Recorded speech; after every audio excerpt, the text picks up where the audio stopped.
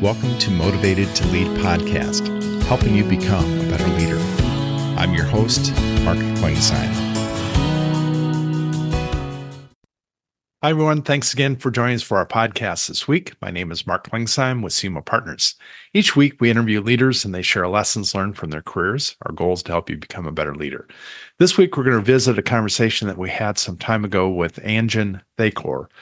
He's a senior associate dean and the John E. Simon Professor of Finance at the Olin Business School at the Washington University in St. Louis. He was previously the Edward J. Frey Professor of Banking and Finance at the Ross School of Business at the University of Michigan, and he's also served on the faculty of Indiana University, Northwestern University, and UCLA.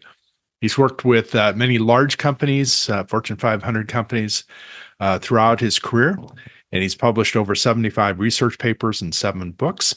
And he's got some great thoughts to share around leadership, and I know it's going to be helpful for you in your career. Looking forward to today's conversation with Anjan. First off, can you give us just a little bit of your career story, a little bit of your history? Sure. So my PhD is in financial economics.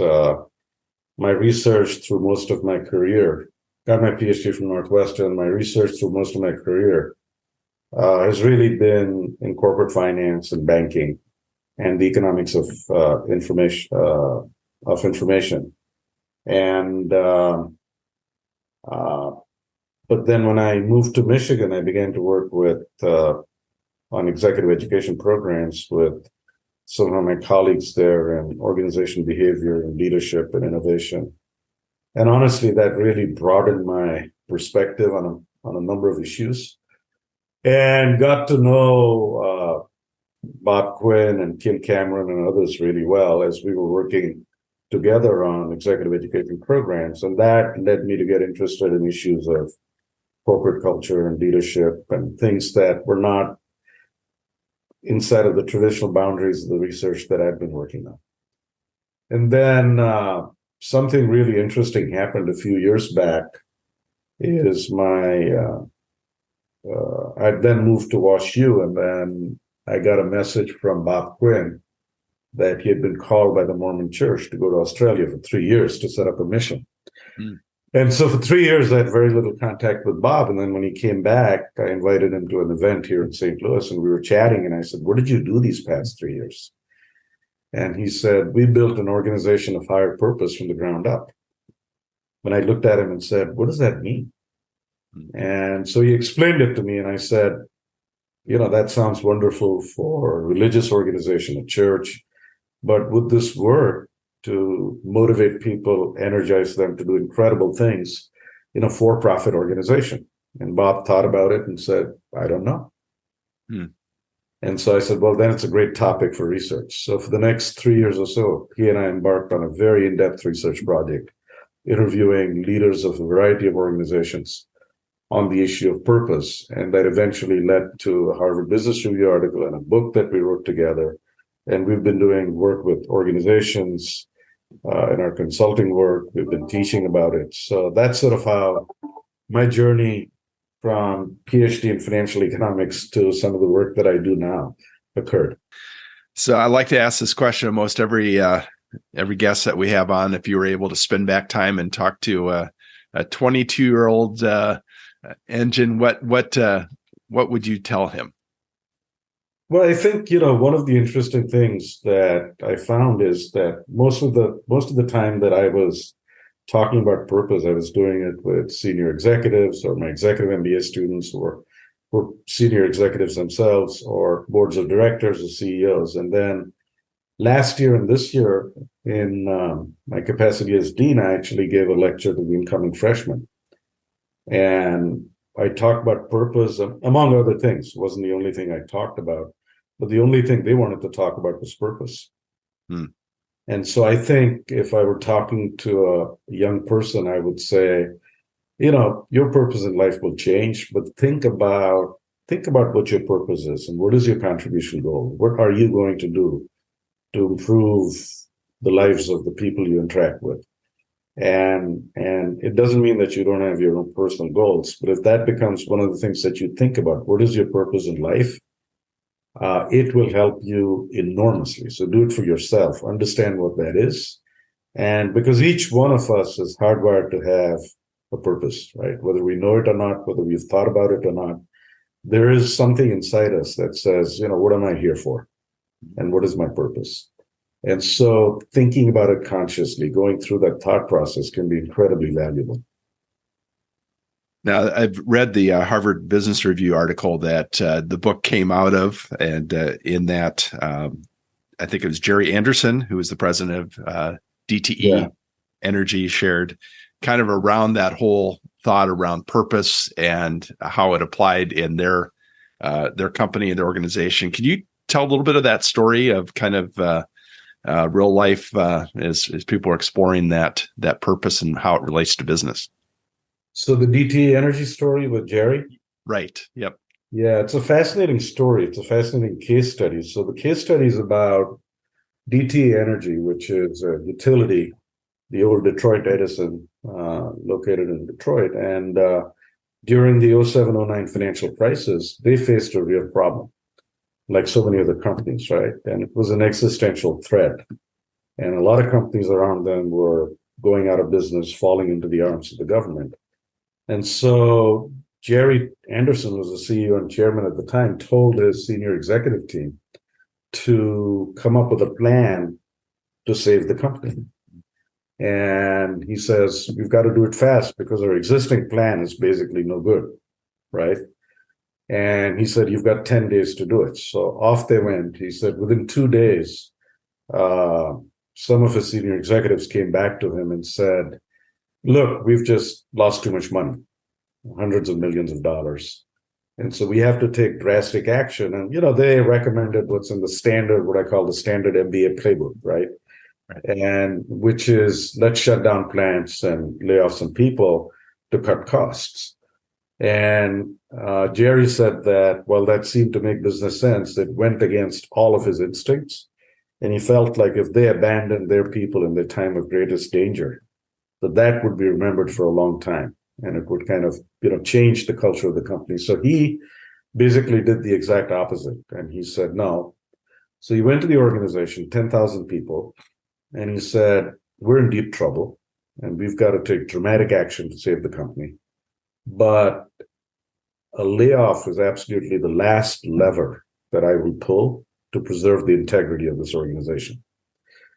But in return, what I want you to do is to give me your discretionary energy, come up with ideas and work, bring energy to work that is unparalleled, something that is unprecedented, something that you've never done before. So let's be in this together, okay?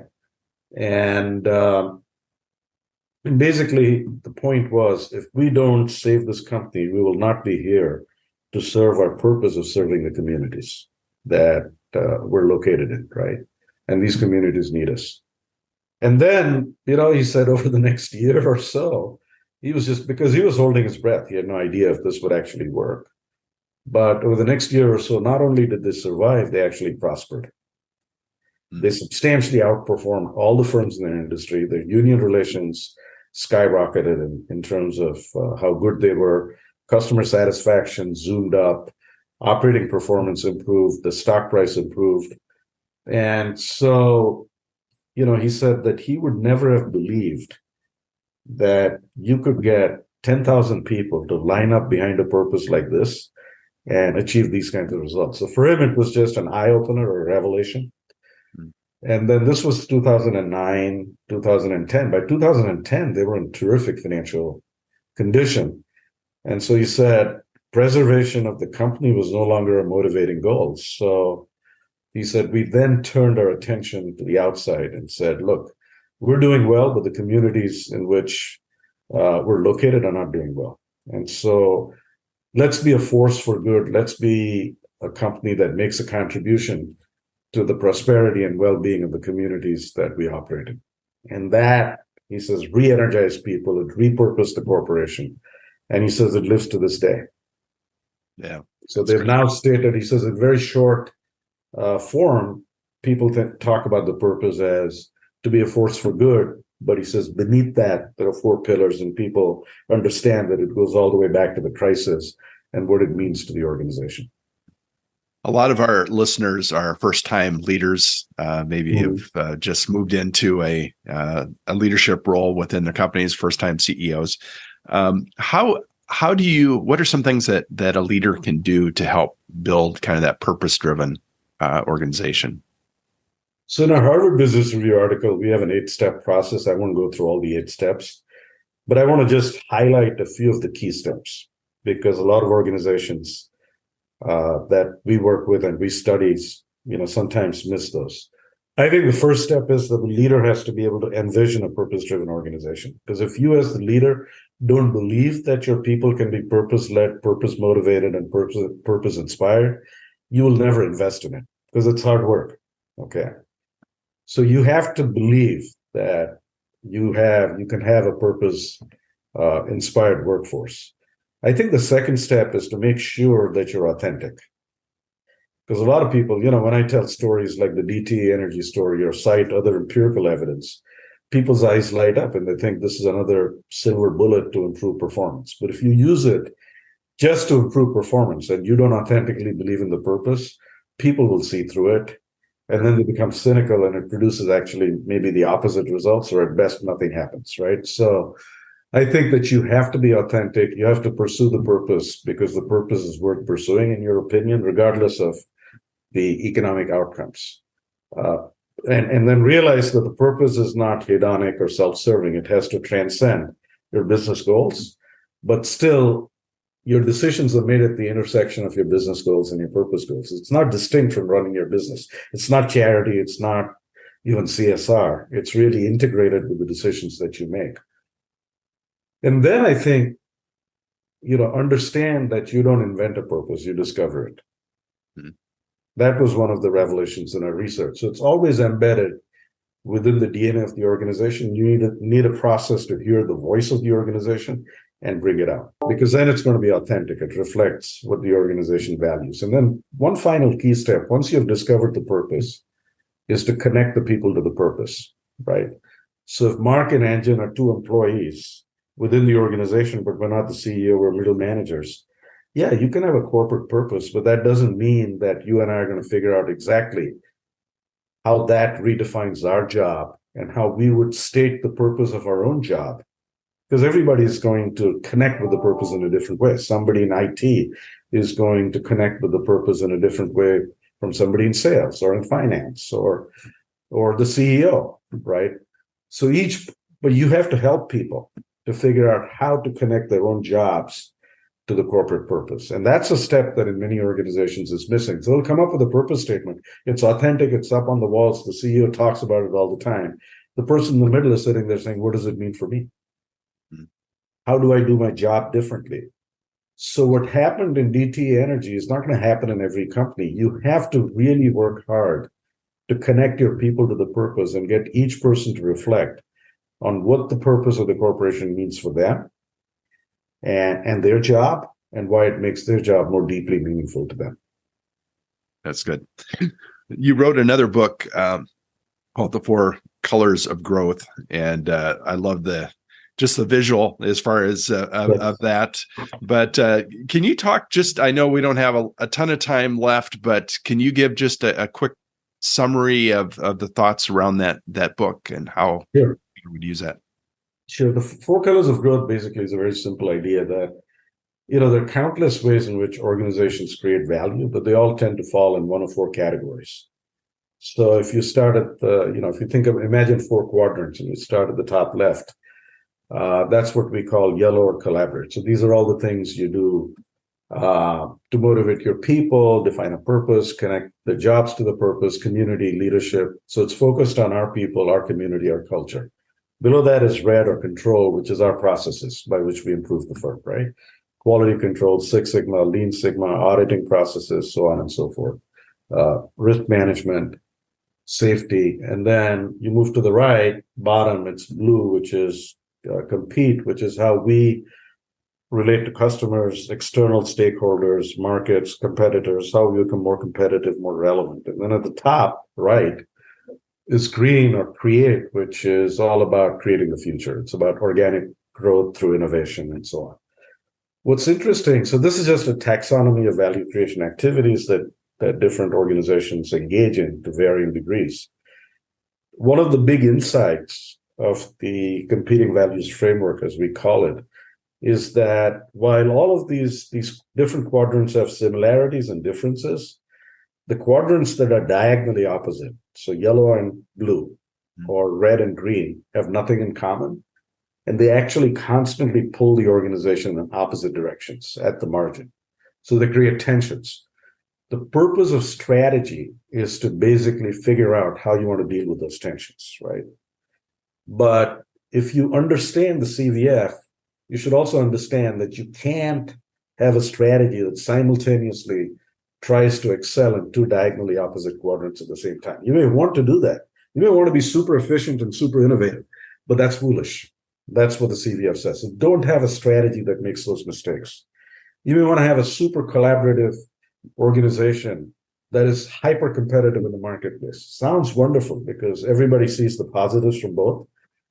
Don't have a strategy that's predicated on those kinds of tensions because the execution challenges may be unsurmountable. So you have to balance and decide what is it that you really want and make some strategic choices.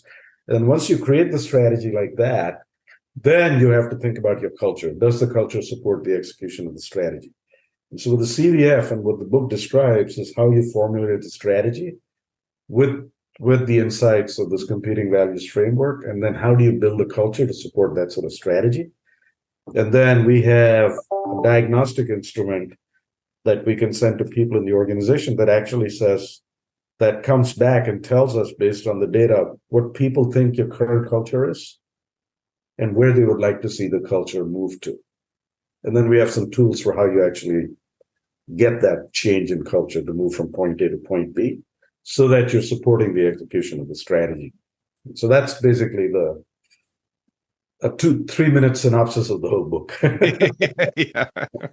Yeah, I encourage people to pick that up. And I was going to ask you, I know you've written several books yourself, and you've done some joint ventures with Bob Quinn, and any other books that you think are something that a leader should put on their list of books to read? Yeah, so one of my favorite books, and I'm biased because I wrote it, is because it sort of brings together two ideas that most people don't think about together, is a book called The Purpose of Banking. And it's published by Oxford University Press. And it basically is essentially takes all of the research that's been done in banking the last 30 or 40 years, but describes it in relatively non-technical terms so people can get up to speed. It's not a very long book. But there I also talk about this notion of higher purpose that we discussed earlier. And I talk about how banks can think about higher purpose within the context of banking and how that can benefit society. But it also has a bunch of other topics that are just pure banking topics that, if somebody said, well, I wonder what banking researchers do and what's out there,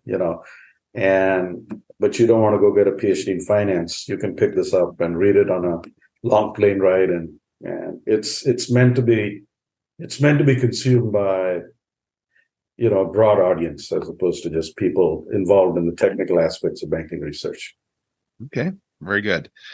So outside of work, what do you like to do to recharge? Well, most of the time it's really spending time with the family, and that's that is incredibly precious to me. And I have 2 sons, a wife. I've got a couple of grandkids who are very young, and and then I have some cousins and some close friends, and so it's really mostly spending time with them. I mean, in the old days, I used to play a lot of tennis and do stuff like that. To find myself having less and less time for that, but it's really about, like Bob, I do a fair amount of consulting and other work as well. So I work with organizations, and that's satisfying too. Okay. Well, how would somebody learn more about your work and your writing, and what's the best way for somebody to find out more about you and your work? Yeah, so if you just go to I have a personal web page. So if you go to the Olin, type in my name on the Olin page, and then there's this personal website, and that has it has links to all of my papers. Okay. Not the books, but the books are there on the you can buy the books, but any research paper or anything that somebody wanted to take a look at without having to go to the journal, those are on my personal webpage. Okay. Well, I sure appreciate you taking time out of your busy schedule to talk to us today, and definitely enjoyed this. I know it'll be helpful to those listening, and wish you continued success. Thank you, Mark. I appreciate it. Thank you for listening to the Motivated to Lead podcast. Please subscribe on iTunes. You can also see a video version of this interview at motivatedtolead.com. This podcast is brought to you by CIGNA Partners, helping you find your next great leader.